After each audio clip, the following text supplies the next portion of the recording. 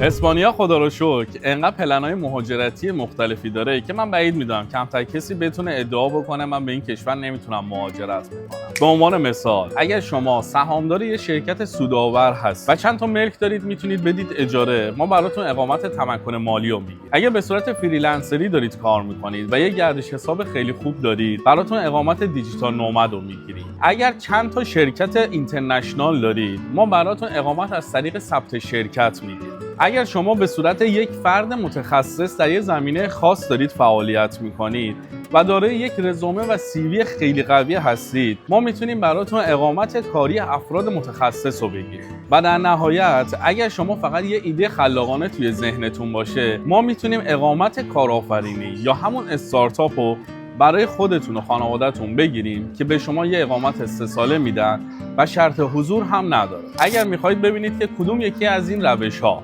برای خودتون و خانواده‌تون مناسب هست، حتما با کارشناسان ما در تماس باشید تا بتونن شما رو راهنمایی کنن.